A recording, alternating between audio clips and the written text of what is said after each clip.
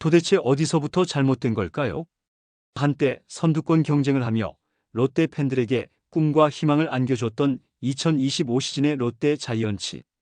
하지만 지금은 상상도 못했던 10연패의 늪에 빠지며 다시 암흑기로 향하는 듯한 모습을 보이고 있습니다. 지난 7일부터 시작된 패배 행진은 이제 단순한 연패가 아닌 구조적 붕괴로까지 이어지고 있는데요. 가을 야구를 당연시한 것이 너무 이른 판단이었을까요? 22년 만에 벌어진 두 자릿수 연패라는 충격적인 현실. 지금 이 상황은 단순한 슬럼프가 아닌 시스템 전체의 위기입니다. 팬들의 한숨, 언론의 질타, 그리고 조직 내부의 혼란이 겹쳐지며 지금 롯데는 벼랑 끝에 서 있습니다. 구독과 좋아요는 영상 제작에 큰 힘이 됩니다. 2025년 8월 20일 롯데 자이언츠는 잠실에서 열린 LG 트윈스와의 경기에서 3대5로 패하며 22년 만에 10연패라는 참혹한 기록을 쓰게 되었습니다.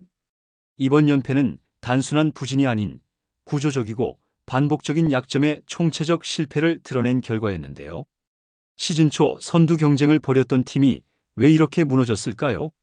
원인을 하나씩 뜯어보면 이 추락이 결코 우연이 아니었음을 확인할 수 있습니다. 우선 롯데는 경기 초반 실점 비율이 지나치게 높습니다. 롯데는 최근 10경기 연속으로 상대에게 선취점을 내주는 패턴을 반복했는데요. 21경기에서도 2회에만 오지환에게 홈런을 허용하고 실책까지 겹쳐 2점을 헌납했습니다. 선취점 허용은 경기 내내 주도권을 잃게 만들고 이는 불펜과 타선 모두의 부담을 증가시키는 구조로 이어지죠. 이처럼 매 경기 초반 리드를 허용하며 선수단 전반에 걸친 긴장과 압박이 누적되었던 것입니다.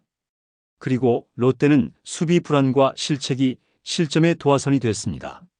대표적으로 고승민은 2회 구본혁의 안타 처리 과정에서 실책을 범하며 주자의 추가 진루를 허용했는데요.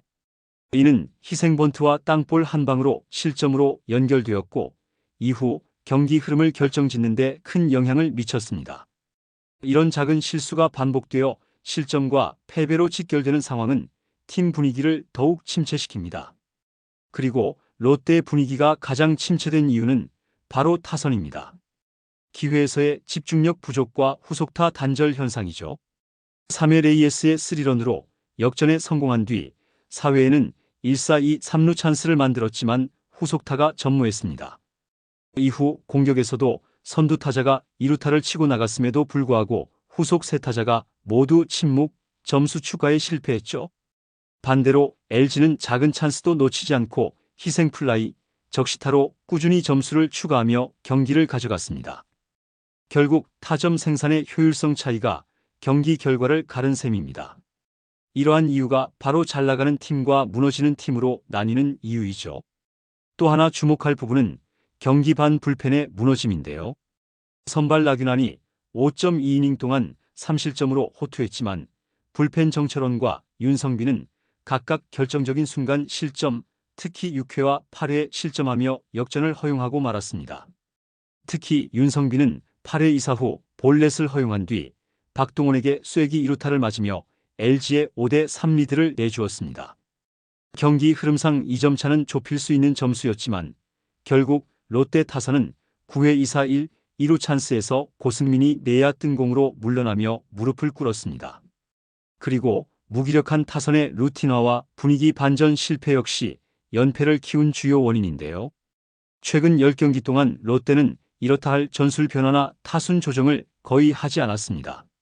상대는 롯데의 공격 패턴에 익숙해졌고 반격이 쉽지 않은 구조가 만들어졌죠.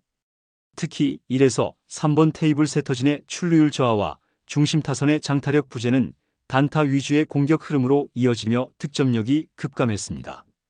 팀의 전체적인 공수 흐름이 단조롭고 단절적이었다는 평가입니다. 그리고 팀이 구조적인 총체적 난국의 상황으로 번지자 명장인 김태형 감독도 난감해하는 상황인데요. 경기마다 확실히 해주는 선수가 있다면 상관없지만 현재 롯데는 선발부터 불펜 그리고 타선까지 모두 침체의 흐름에 빠졌습니다. 일단 타선이 득점을 하지 못하는 상황에서 투수들이 최소한의 실점으로 경기를 유지해야 하지만 현재 롯데의 투수진은 그렇게 강하다고 할 수 없습니다. 특히 불펜진은 전반기에 선발진 붕괴로 인하여 체력적으로 분명 과부하가 왔기에 중반기 이후 체력 저하를 걱정하기도 했습니다. 어느 정도 현재의 불펜의 무너짐은 예상을 했다고도 할 수 있죠. 그리고 타선이 대부분 침체가 되었기 때문에 최적의 타선을 조직하기도 어려운데요. 결국 이러한 타선의 전반적인 침체는 타순 변화와 작전의 부재로 연결되었습니다. 김태형 감독이 아무리 용병술에 뛰어나다고 하더라도 현재 타선의 집중력으로는 결론이 날 수가 없는 구조입니다.